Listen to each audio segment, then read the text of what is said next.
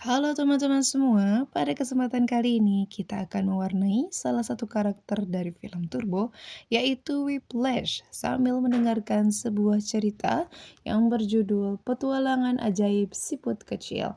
Selamat menyaksikan. Matahari bersinar cerah di hutan rimba Kalimantan. Anak-anak binatang berkumpul di pohon besar saling berbagi cerita. Angsa yang pergi ke Taman Ria, katak yang mengunjungi saudaranya di kota, atau kelinci yang gembira menemukan kebun wortel. Semuanya beranggapan cerita petualangan dirinya lah yang paling hebat. Hanya si siput kecil yang tidak ikut bercerita. Diam-diam ia keluar dari kerumunan. Ia merasa iri terhadap binatang lain. Kalau saja ia bisa terbang atau ia bisa melompat dan berlari kencang, ia akan berkunjung ke tempat-tempat jauh. Pasti banyak sekali cerita seru. Gara-gara cincangkang ini, jalanku lambat sehingga tak bisa pergi kemana-mana. Gerutu si siput kecil. Tiba-tiba terdengar suara ajakan. Ayo, ikut aku nak. Aku tahu suatu tempat yang dapat mengajakmu bertualang kemanapun kamu mau. Paman kura-kura membimbing siput kecil memasuki sebuah rumah berbentuk jamur besar yang pada tudungnya terpasang tulisan perpustakaan. Bukankah di sini hanya ada buku dan buku? Siput kecil bingung. Bagaimana caranya buku menemaniku bertualang ke tempat-tempat yang jauh? Paman kura-kura meletakkan sebuah buku di depan siput kecil. Nah, bagaimana kalau kamu mencoba bertualang ke pantai?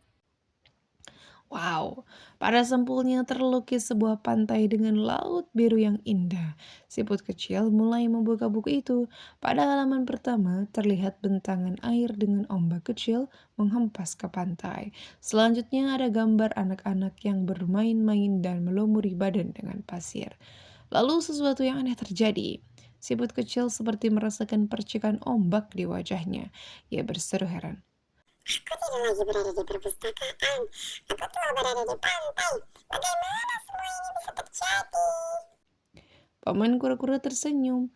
Pengalaman tadi bisa kamu rasakan dengan syarat kamu harus menikmati bacaanmu dan membuka lebar-lebar imajinasimu. Siput kecil lalu pulang dari perpustakaan dengan riang. Ia singgah di rumah teman-temannya dan berkata, Aku tadi senang sekali. Baru saja aku melakukan petualangan ke pantai. Asyik sekali.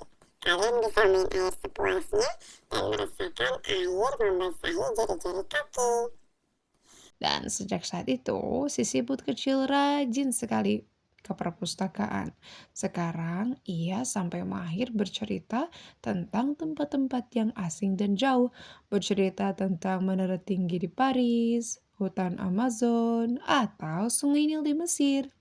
Di perpustakaan juga banyak buku ilmu pengetahuan lainnya. Siput kecil ini senang membaca. Ia sadar membaca itu ternyata banyak manfaatnya.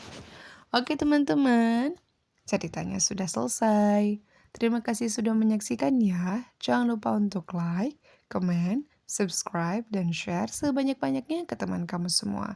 Sampai jumpa di video berikutnya. Dadah!